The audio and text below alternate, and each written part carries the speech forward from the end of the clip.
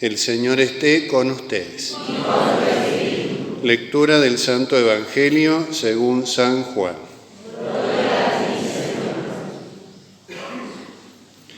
Después que Jesús alimentó a unos 5.000 hombres, sus discípulos lo vieron caminando sobre el agua. Al día siguiente, la multitud que se había quedado en la otra orilla vio que Jesús no había subido con sus discípulos en la única barca que se encontraba allí, sino que ellos habían partido solos.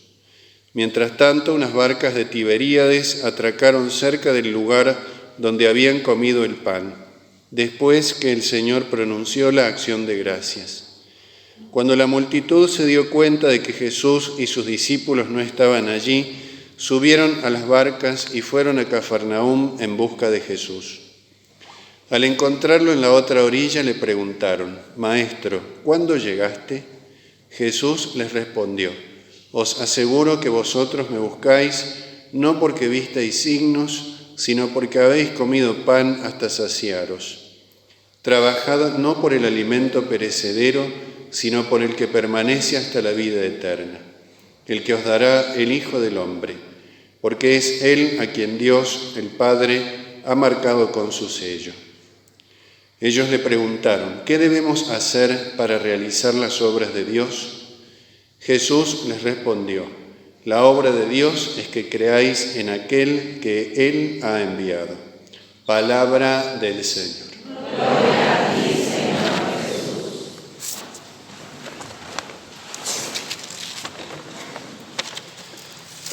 Queridos hermanos, en esta novena, en el inicio de esta novena, empezamos a reflexionar sobre aspectos que son fundamentales, que son centrales en nuestra vida cristiana. Vivimos en un tiempo donde lo cotidiano, lo de cada día, las preocupaciones constantes que tenemos en nuestra vida, muchas veces nos impiden o al menos nos dificultan las grandes preguntas. Por ejemplo, una de las más importantes de todas, a las cuales la palabra de Dios ciertamente que nos da respuesta, es hacia dónde nos dirigimos, cuál es nuestro fin. O en otras palabras, ¿para qué hemos sido creados? ¿Para qué estamos en este mundo?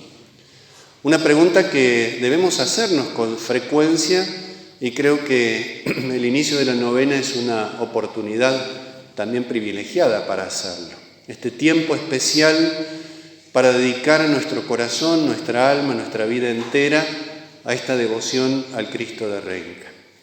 Porque, como sabemos, nuestra devoción al Cristo de Renca es un medio para alcanzar la salvación. Sería vano que le rindiéramos culto a la imagen y no a la realidad en esa imagen significada. Más teniendo en cuenta que se trata de una imagen que nos recuerda la pasión de Cristo, es decir, el acontecimiento fundamental de la historia por la cual hemos sido redimidos, es decir, por la cual podemos alcanzar la salvación. Esto que celebrábamos hace poco, el misterio pascual, la pasión, muerte y resurrección de Cristo, que el Cristo de Renca siempre nos recuerda con su imagen.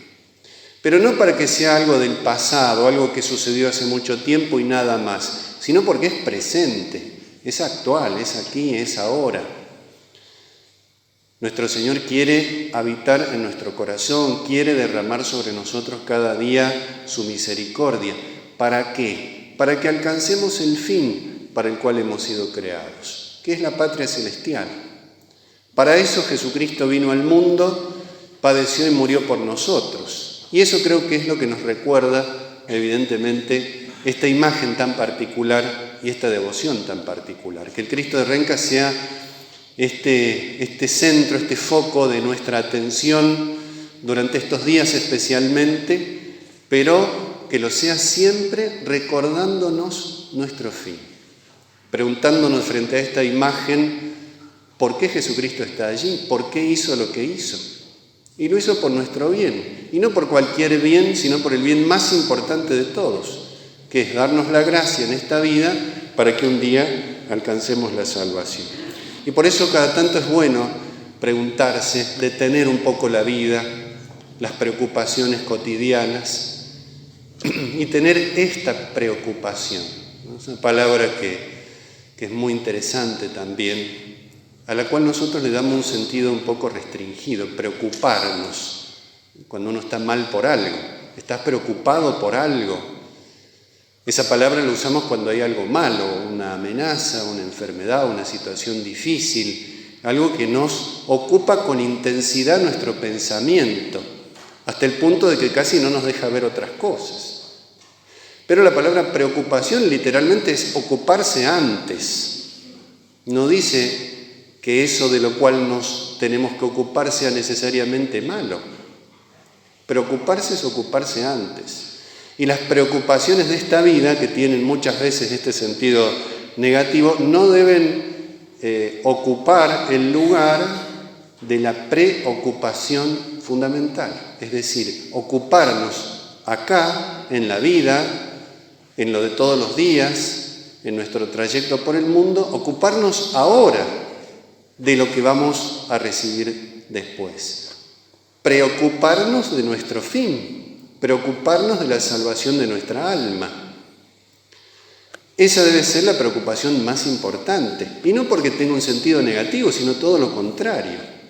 Así como cuando uno se ocupa, o en este sentido que venimos diciendo, se preocupa de preparar una celebración, una fiesta, un momento agradable, un encuentro que nos hace bien, uno se ocupa con una intensidad particular para que todo salga bien, para que se pueda disfrutar ese buen momento, para que se pueda gozar de esa circunstancia, para que se pueda celebrar esa fiesta.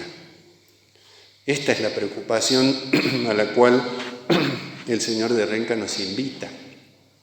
Ocuparnos con intensidad de nuestro fin.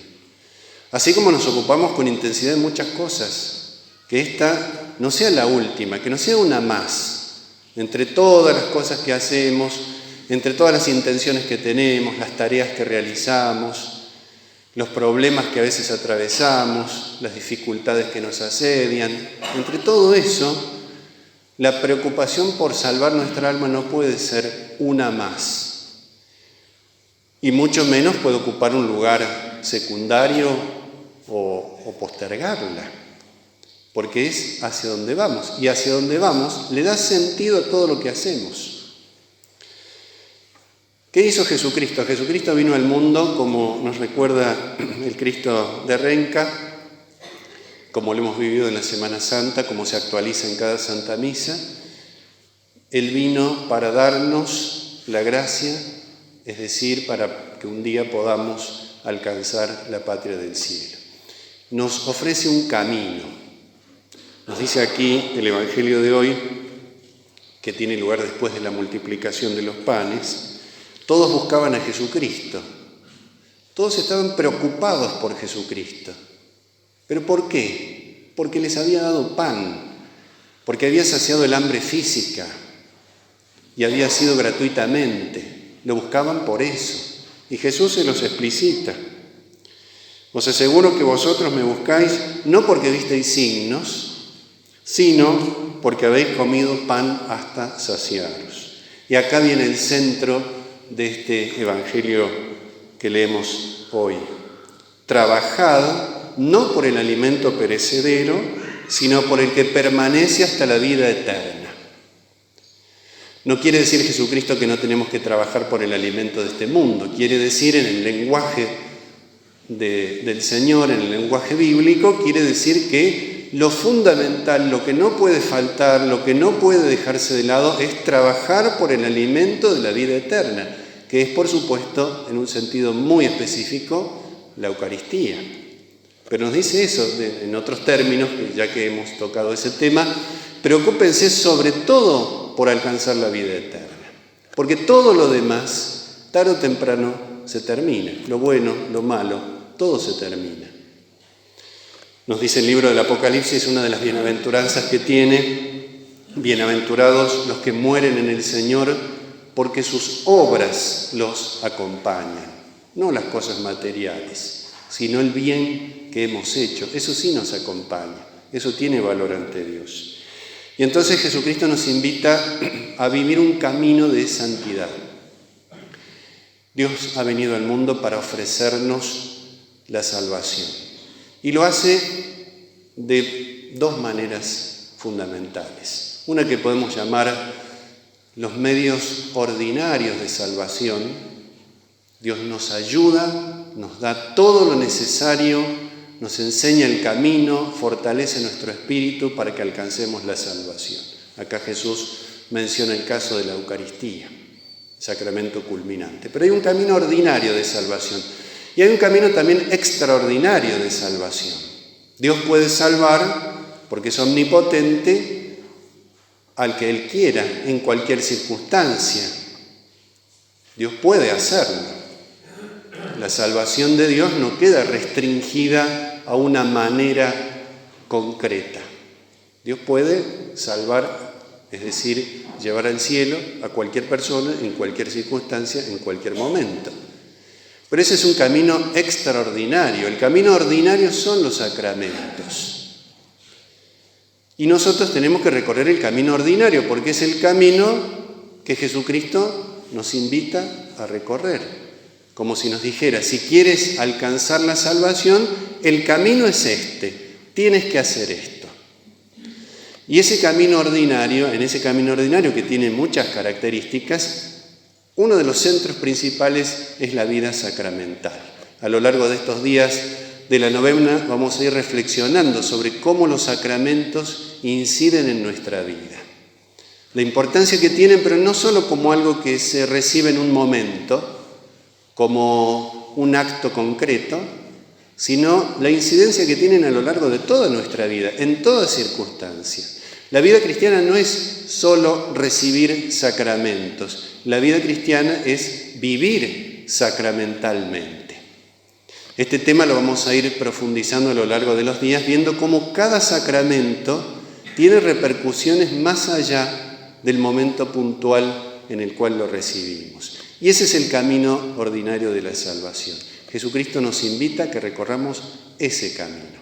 Mediante estos signos, ¿no? Los sacramentos, los 7 sacramentos, que son esos signos, como lo hemos tal vez aprendido en nuestro catecismo, esos signos sensibles y eficaces de la gracia.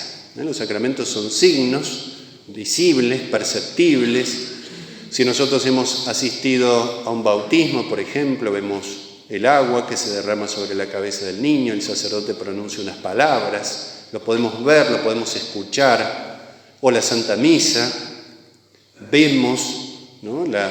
El pan y el vino, escuchamos las palabras de la consagración, pero hay algo que no vemos en los sacramentos. Cuando contemplamos la Eucaristía, Jesucristo está realmente presente, pero no lo vemos. Vemos lo exterior, vemos el signo, pero ese signo nos lleva a un significado. Y esta no es una cuestión puramente intelectual, sino que ese signo es eficaz, causa un efecto en nuestras almas. Y esto es muy importante porque ese efecto es la gracia de Dios. Todos los sacramentos causan la gracia de Dios, causan la amistad con Dios, nos hacen participar de algo divino. Y ese algo divino, que es la gracia de Dios, es la puerta de la vida eterna. San Juan lo dice de distintas maneras en el Evangelio y en los otros evangelios también, pero San Juan insiste en que la vida eterna comienza ya, aquí, ahora. No porque estemos en el cielo, sino porque ya participamos de algo que vamos a recibir después. ¿Vieron cuando nosotros nos hacen una promesa?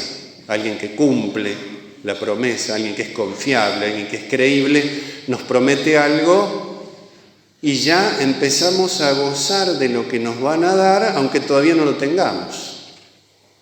¿Por qué? Porque ya tenemos algo.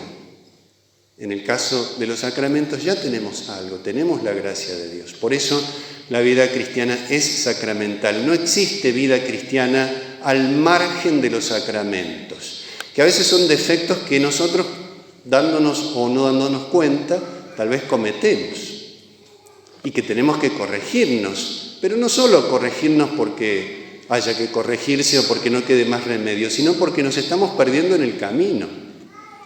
Cuando a veces se escucha, yo le rezo a Dios directamente, yo me siento bien con Dios y ya está, no necesito la misa, no necesito la confesión, no necesito el matrimonio, no necesito el bautismo, la unción de los enfermos, la confirmación, bueno, tengo una vida no sacramental, pienso que estoy bien con Dios, pero en el fondo lo que estoy haciendo es diciéndole a Dios, mi decisión tiene más importancia que tu decisión.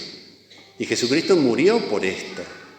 No es que Jesucristo hizo un diseño así frío y abstracto y nos lo dejó para que más o menos sepamos por dónde ir. No, Él padeció, murió y resucitó. Y ese es el origen de los sacramentos. Los sacramentos no se originan en un simple designio abstracto o que no tiene ningún tipo de relación con nosotros. Cuando contemplamos en Cristo de Renca, ya que vamos a tratar estos temas, pensémoslo en estos términos. Él está ahí para que nosotros podamos recibir los sacramentos. El Señor padeció y murió, sufrió, como lo describen los evangelios, con tanta intensidad y resucitó para que nosotros podamos recibir la gracia que los sacramentos nos dan.